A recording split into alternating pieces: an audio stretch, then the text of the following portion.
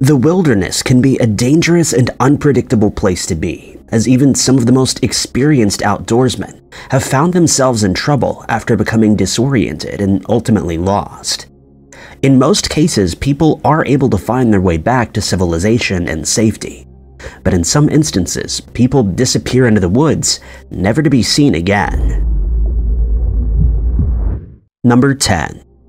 In 2020, 43-year-old Trevor Basil was working as an art teacher in Nevada, and on the 14th of August of that year, he put on a tan-colored shirt, blue jeans, and his hiking boots as he was heading out to collect rocks in the Miller Wash area.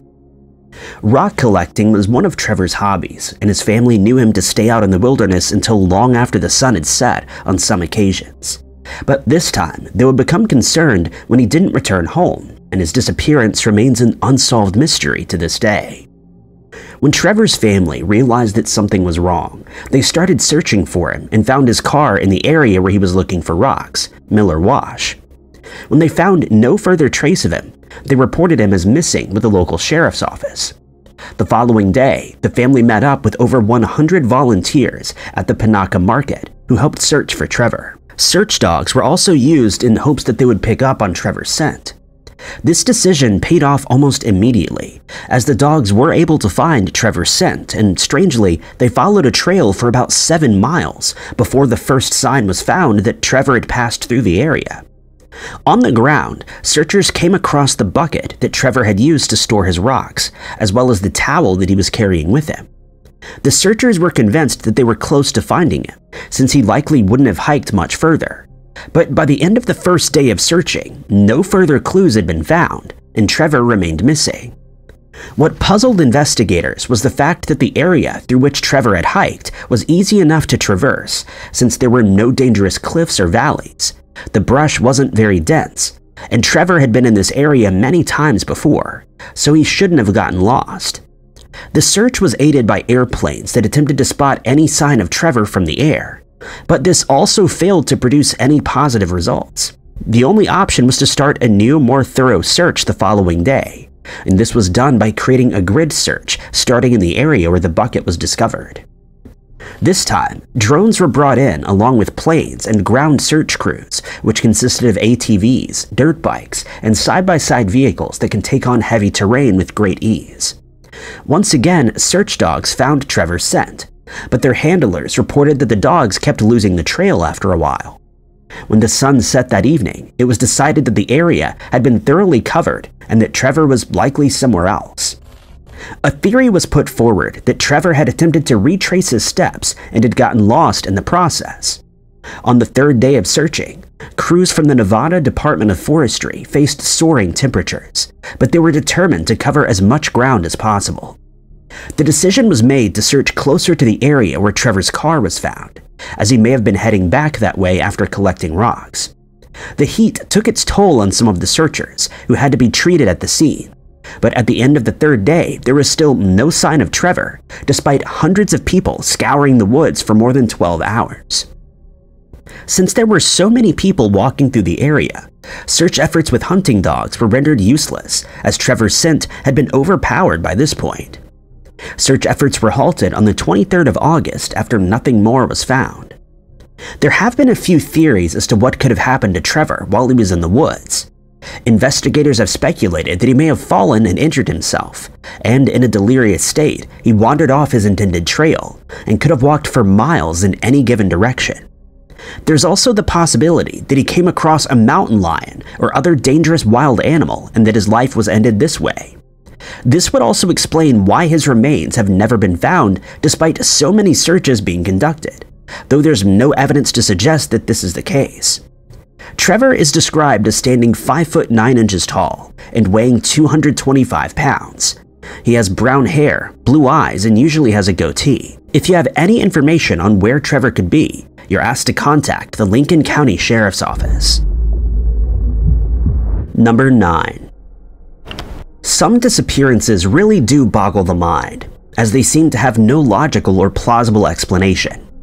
In some cases, people have disappeared after being just feet from their hiking companions, and in others, strange details emerge after the fact that throw a more sinister light on the case.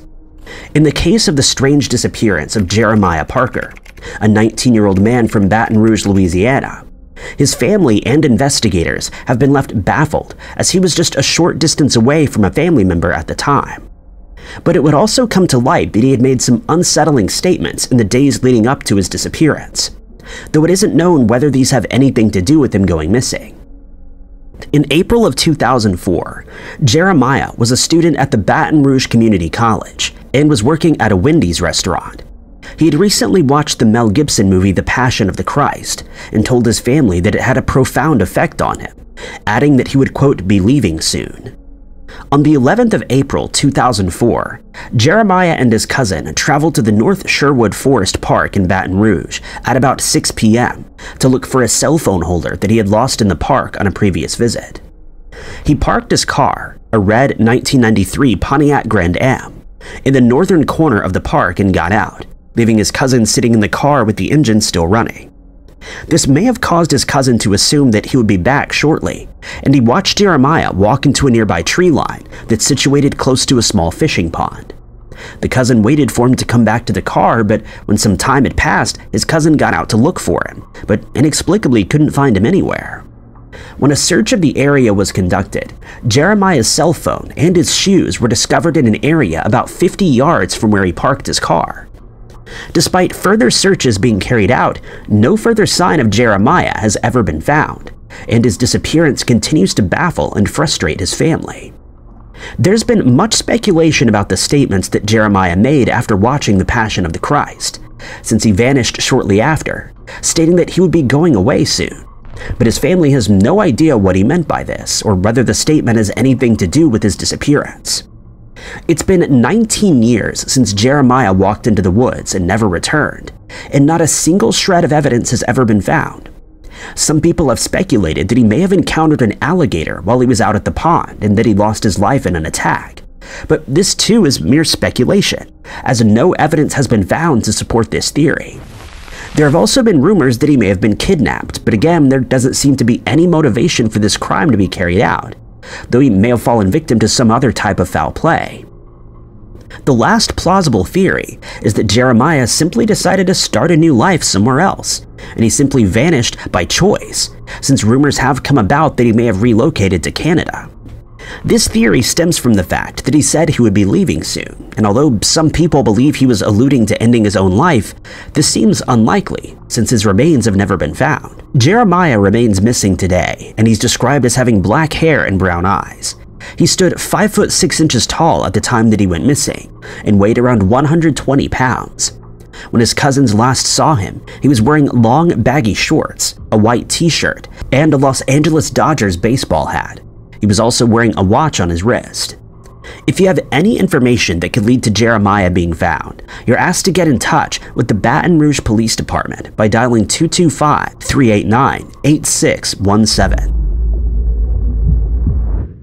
Number 8. The island of Oahu in Hawaii is home to a structure called the Haiku Stairs, also popularly known as the Stairway to Heaven. Originally constructed of wood and later replaced with steel, the structure consists of 3,922 stairs that originally provided the U.S. Navy with pedestrian access to a mountain range. Visitors to the area were allowed to hike the steps until the structure was featured in the popular TV series Magnum P.I., after which people flocked to the area, and unfortunately the steps were badly vandalized, resulting in public access being halted in 1987. Since they had become too dangerous to traverse. On the 27th of February 2015, an 18-year-old aspiring pastry chef named Dalen Pois from South Kona on the Big Island was visiting his grandmother, Martha Bear, on Oahu, and she became concerned when he informed her that he was planning on hiking to the Haiku Stairs, despite it being illegal to do so. She did her best to dissuade him from this plan, telling him that the area was too dangerous to climb.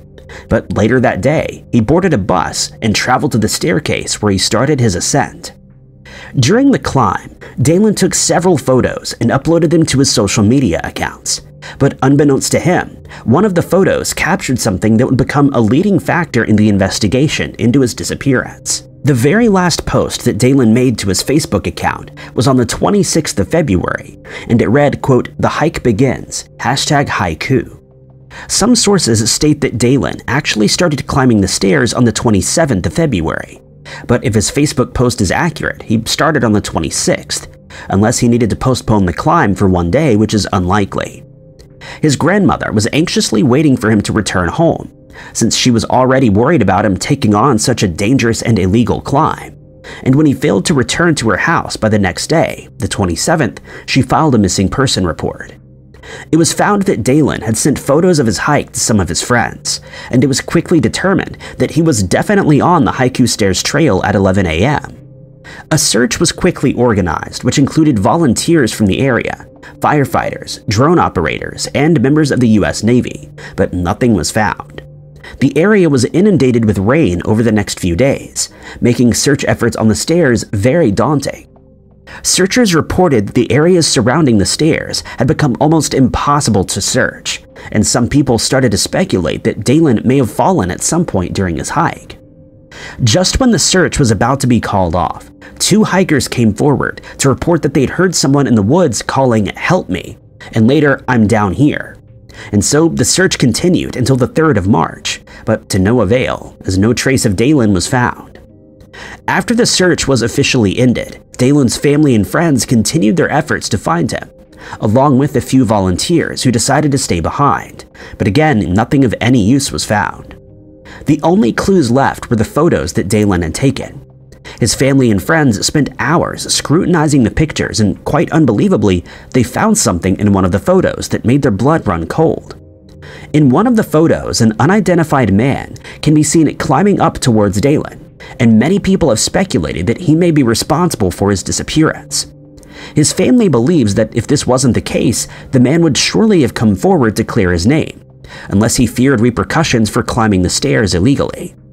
It isn't known whether Dalen was aware of the man when he took the photo, since he's only barely visible, but it's possible that he knew that he was being followed and took the photo as evidence.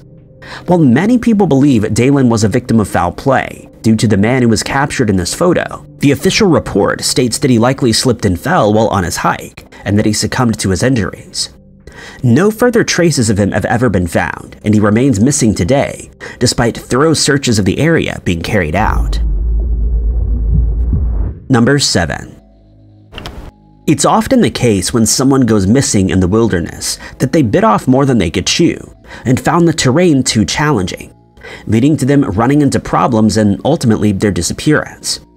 This seems to be the case in the disappearance of 54-year-old Jesse Hoover, who vanished along the Appalachian Trail in May of 1983. At the time, Jesse was living in White Settlement, Texas. After her husband, Eugene, had passed away the previous year, she had decided to hike the trail as she saw it as a once-in-a-lifetime opportunity, and soon she traveled to Maine to start her new adventure. At the time of his passing, Jesse's husband was struck by a car while he was collecting returnable cans. His death had a profound effect on her, and she became depressed, but seemed to be more lighthearted when she decided to hike the trail. Her family had their reservations about her plans due to her age, but Jessie would not be dissuaded, and on the 16th of May, she headed out into the wilderness alone after having a phone conversation with her sister, whom she called from her hotel room in Bangor. She promised her family that if she found that the terrain was too tough and she changed her mind, she would let them know. She also supplied them with her itinerary, which included stops along the way to fill her epilepsy medication. But the last time that any of her family members saw her was when her daughter accompanied her to the Greyhound station in Fort Worth.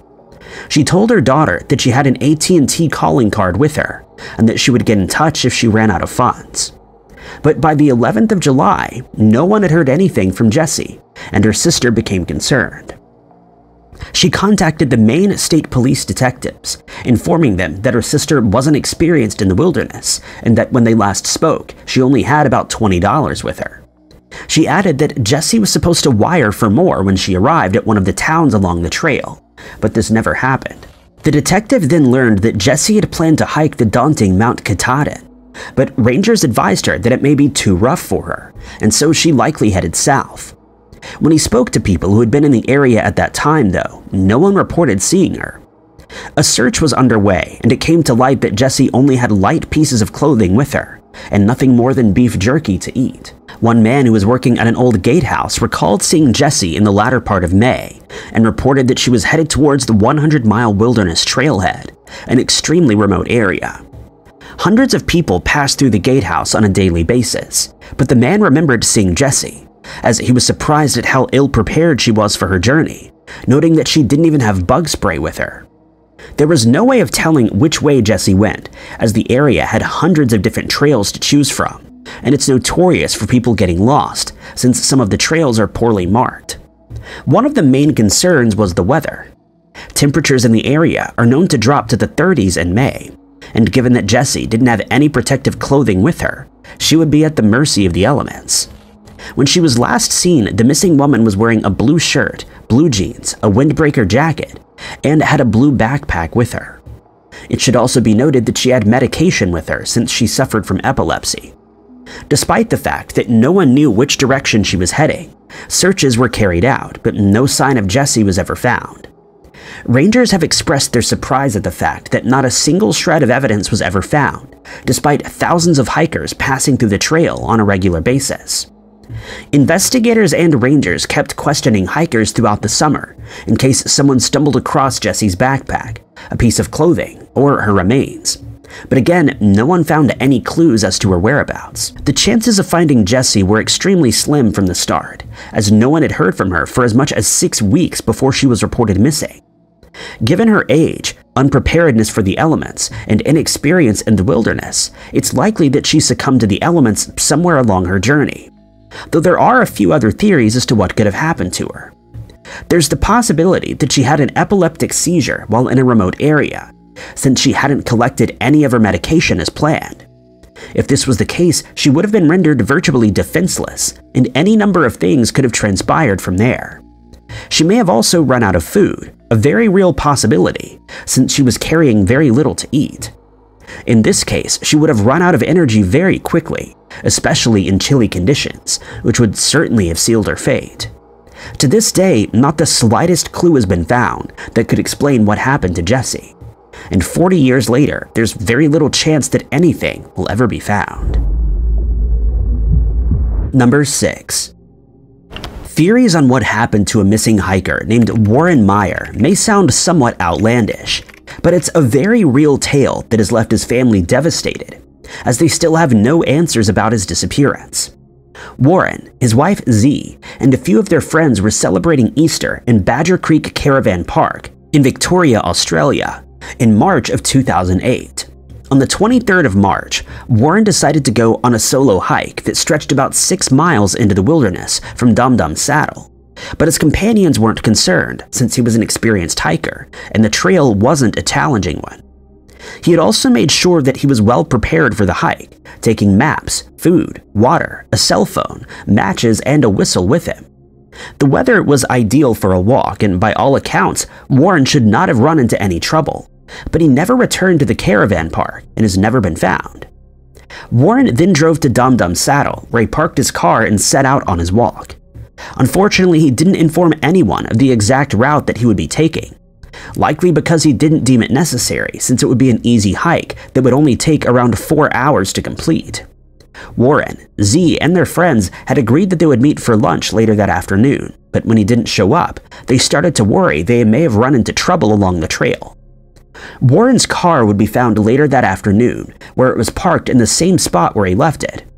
It was found that his cell phone last pinged off a tower close to one of the walking trails, but it isn't known which direction he took from there. After finding his car, Warren's companions dialed emergency services and were surprised when the operator could be heard saying, "Silly bugger has gotten himself lost." When Warren had still not returned by the following day, a search was organized in which 150 people took part, along with search dogs and searches from the air. This is when some strange details about activity in the area started to emerge. A man named Craig McDermott, who was staying on his holiday property adjacent to the Manda hiking track, reported that he had heard firearms being discharged the day before Warren disappeared. He added that there seemed to be no rhyme or reason to the shooting, and it seemed almost haphazard. Furthermore, being well acquainted with firearms, he speculated that the weapons being fired were military grade and would not be fit for hunting. He stated that the sound of the firearms being discharged lasted for hours, and he estimated that around 200 rounds were fired. At the time, his children were out in the garden hunting for Easter eggs, but they had to be ushered inside when the sounds were heard. McDermott is of the opinion that Warren was struck by one of these shots, and that he likely lost his life as a result. He speculates that the shooters then realized what had happened and quickly disposed of Warren's body. He would later stumble across the campsite that was used by the shooters, and he reported his finding to the police, but they wouldn't visit the site for a further 7 months, and nothing more came of it. The next strange detail to emerge was a report that a psychiatric patient named Anthony Williams had escaped from a facility where he was being held, and that he was in the area where Warren was hiking at the time. It's believed that there was a 2-hour window where they could have crossed paths, and since Williams was known to have had homicidal thoughts, some people believe he may have ended Warren's life, though there's no evidence to support this theory. In 2015, police received a call from someone who claimed to have knowledge of what happened to Warren. They stated that he stumbled across a plantation of illegal plants in the Yarra Ranges, and that this led to his life being ended by the growers. They added that earth-moving equipment had been used to dispose of his body, and that his remains would never be found. 2 of these crops were found while searches are being carried out. Several searches were conducted, but no trace of Warren was ever found. When search efforts were eventually halted, his family would return to the site every weekend for the next 2 years, but to no avail. A $100,000 reward is being offered to anyone who comes forward with information that brings Warren's case to a close, and anyone who has such information can contact Crime Stoppers at 1-800-333-000. Number 5. In September of 2002, 66-year-old Walter Reinhard was in good shape for his age and had no medical issues to speak of.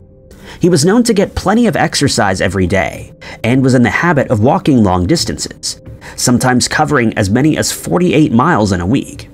He would also go to the gym every day and usually spent about 3 hours working out. Fellow members of the hiking club that he belonged to often had trouble keeping up with him, and so he usually ended up walking on his own since he was in far better shape. When Walter went missing in September of 2002, his family members scoured through his house in search of anything that would tell them where he was, and they were not disappointed. They found evidence that he had driven to Montana for a holiday. Following that, he met up with members of his hiking club in Bend, Oregon. They then found that on the 16th of September, he gave one of his friends a ride to an airport in Bend, and following that, he drove to Yosemite National Park. It's known with certainty that he arrived there on the 17th of September at 4:11 p.m., as he used a credit card to fill his car with gas. He then used that same credit card to pay for a motel room on the 19th, but this is where the trail goes cold. He was supposedly headed to Las Vegas for the next part of his vacation trip, but Walter's family urged investigators to conduct searches on some of the park's trails. And in early October, their efforts paid off when his car was found at White Wolf Trailhead. The only thing of interest found inside the car was Walter's Swiss Army knife, which he usually carried with him. Rangers expressed their concerns for his safety when temperatures in the area fell below zero for several consecutive nights. It's believed that the last person to have seen Walter before he vanished is a park ranger, who was in the process of closing up a lodge when a man wearing a German alpine hat stopped to ask him for directions to a nearby lake. There have been suggestions that he decided to hike to Smith Peak, but this is mere conjecture, as there are no clues that point in this direction. Walter's cousin, Margot, has a love for the outdoors and hiking, and she reiterated the fact that he enjoyed hiking by himself, but pointed out that this is likely what got him into trouble before he vanished. His other cousin, Oscar, fears the worst since Walter is an ex-Marine who served 2 tours of duty and had superior survival skills, and the fact that he remains missing suggests that something untoward happened to him. Despite not knowing which direction Walter would have hiked in, searches were quickly organized in the Yosemite Lodge area with the aid of search dogs, 2 helicopters, and several groups of volunteers, but nothing of any use was found, and Walter's whereabouts remained unknown. It should be noted that some areas and cliffs could not be searched since they were inaccessible due to the rugged terrain, and there is the possibility that Walter lost his footing in one of these spots. Walter was in the habit of keeping in touch with his family members, including his 2 sons, and since they've never heard from him since he disappeared, they're certain that he ran into trouble while hiking, and they fear the worst. Rangers from the park have stated that they don't believe foul play is involved in Walter's disappearance, since they found no evidence to support this theory. But since no trace of him has ever been found, this can't be ruled out. Following Walter's disappearance, park rangers once again reiterated how dangerous it is to hike the Yosemite trails alone, even to hikers with a lot of experience. It's easy to get confused and disoriented in the wild, and once lost, it becomes even harder to find one's bearings. The official search for Walter was called off in October, but his family continued their search efforts to find him, along with volunteers from the park and a group of Marines from the Mountain Warfare Training Center in Bridgeport, California. But again, this was done in vain, as no sign of Walter was ever found. At the time that he went missing, Walter weighed around 145 pounds and stood 5 foot 8 inches tall. He had graying brown hair and blue eyes, and at the time was clean shaven. He was last known to be wearing the gray alpine hat, leather hiking boots, and was in the habit of wearing a large fanny pack around his waist. Anyone with information on Walter's case is urged to contact the National Park Service at 888-653-0009. Number 4. In some missing person cases, clues are found that immediately cause concern. And in the case of the mysterious disappearance of 74-year-old Barnett Zeldon from Mays Landing, New Jersey, it was the fact that his car was found with his dog, Taffy, still inside, unharmed. But since he loved his dog very much, he would never have left it behind. On the 5th of October 2015, Barnett and his wife Janet were celebrating 50 years of marriage at the Chart House, a restaurant in the Golden Nugget Casino in Atlantic City. Barnett had planned to go hiking in the Bass River State Forest 2 days later, and when the time came, he traveled there to bait a tree stand that he had booked. It's known that he then traveled to the Audubon Gun Club in Woodland, as he signed in there at 9:55 a.m., but no one knows what happened to him after that, as he suddenly vanished and has not been seen or heard from since. When Barnett set out to go hunting, his family believed he would be fine, since he had enjoyed doing so since he was a teenager and had a lot of experience in the wilderness. He's also known to have loved fishing, hiking, and many other outdoor activities, making his disappearance all the more uncanny. His love for hunting is evidenced by the trophies that hang in a room in his house.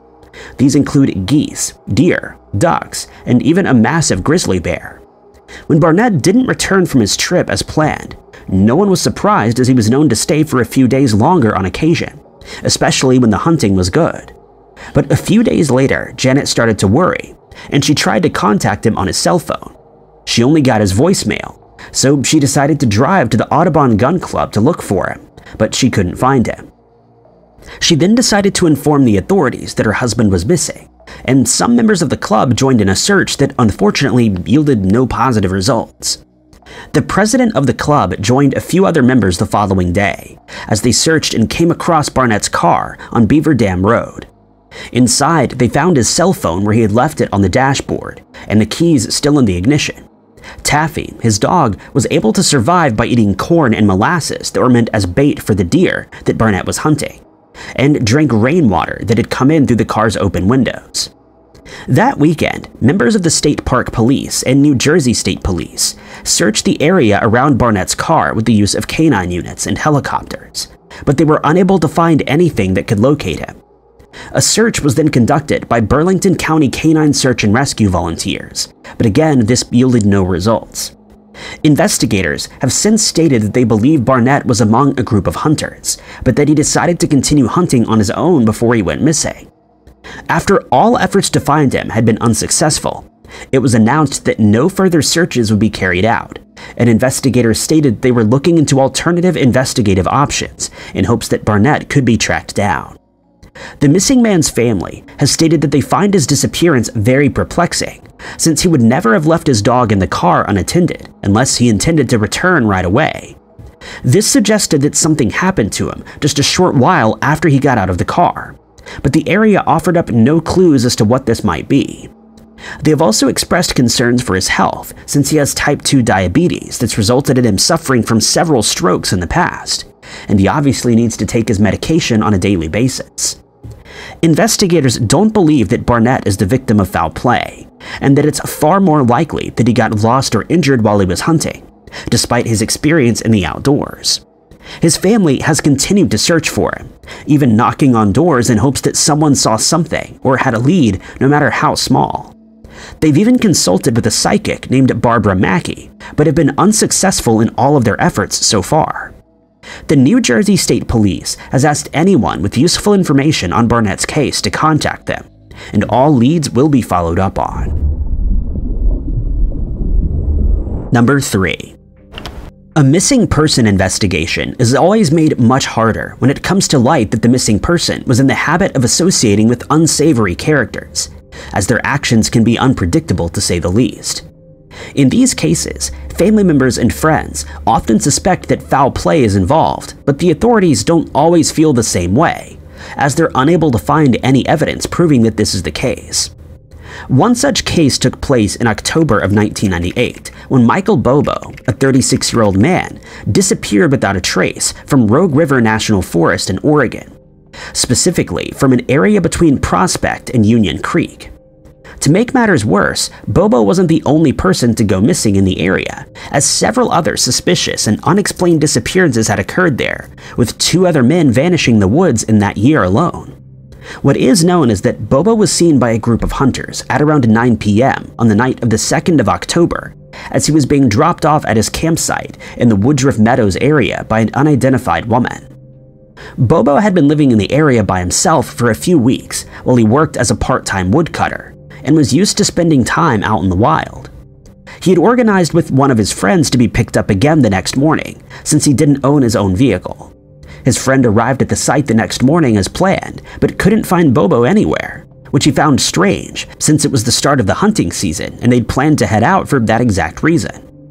Even more disconcerting was the fact that all of his belongings were still at the campsite, the most telling being the baseball hat that he was in the habit of wearing whenever he wasn't asleep, since he was self-conscious about his receding hairline. All of his clothing was still at the site, as well as his 2 hunting firearms and all of his camping gear. When asked whether he would have left the area on his own, his friend told investigators that he had no money to do so, and that he wouldn't just leave without taking his possessions with him. With no sign of where Bobo could have gone, a search of the area was quickly organized, but frustratingly, no sign of him was found, and investigators stated that they didn't think foul play was involved. One Jackson County Sheriff's deputy speculated that Bobo may have left the campsite of his own accord, and somehow sustained an injury that made it impossible for him to return, and that he perished out in the woods. But his family and friends disagree with this theory. Bobo's brother Dennis stated that when he found out about the hat that had been left behind, he immediately knew that something untoward had happened, since the first thing that he does in the morning is put his hat on. He's also stated that his brother was extremely familiar with the area where he was camping, and that the theory that he may have gotten lost is one that he'll never believe. He's certain that Bobo lost his life at the hands of someone who attacked him, though no evidence has been found to support this claim. He's also ruled out the possibility that his brother suffered from some form of medical emergency, as he doesn't believe he would have left the area if this was the case. A sheriff's detective stated that although they don't suspect foul play, they do consider Bobo's disappearance suspicious, since absolutely no trace of him has been found. He also reiterated the fact that Bobo was known to associate with what he calls, quote, a sketchy crowd, and that there were several unsubstantiated rumors swirling around the town of Prospect after he disappeared. Some people have suggested that he was attacked by a wild animal, and that this would explain why his remains have never been found. But in cases of animal attacks, there's usually plenty of evidence in the area where it took place, and this simply isn't the case in Bobo's disappearance. Bobo is one of many people who have mysteriously disappeared in Oregon over the years, and many of those cases have not been resolved, leading many people to believe that there's more going on than meets the eye. It's also been noted that Bobo received some food and drinks from friends on the night before he disappeared, and was then dropped off by a female friend. This suggests that he had no funds whatsoever and would not have been able to leave the area if he decided to do so. and Bobo's case remains an unsolved mystery. Number 2. In January of 2001, 68-year-old Gloria McDonald was spending time in the Ouachita National Forest with her husband, 63-year-old Daniel, her stepson Sean, and his girlfriend Erin Jemmett. Gloria wasn't known to spend a lot of time in the wilderness, but Daniel had suggested the getaway, and she decided that it would be a good way to spend some quality time with her family, since Sean and Erin were visiting from Florida. The group had some breakfast in Mena before heading out to Queen Wilhelmina Park for a leisurely hike. Normally, the park would have been a hive of activity as families enjoy hikes, camping, and the mountain biking on the trails, but in January, it's usually much quieter as it's during the off-season. On the 26th of January, the group arrived at the park to visit an area called Lover's Leap, which is known for its beautiful views. After arriving at a lodge in the park, they left their vehicle behind and set out on their 1-mile hike at around 12:25 p.m. The going would normally be very easy and wouldn't pose much of a challenge, but some trees had fallen across the trail, making the going a little tougher, and Gloria had decided that she would rather head back to the lodge, where she would make a turn at the gift shop and the restaurant and then meet up with the group upon their return.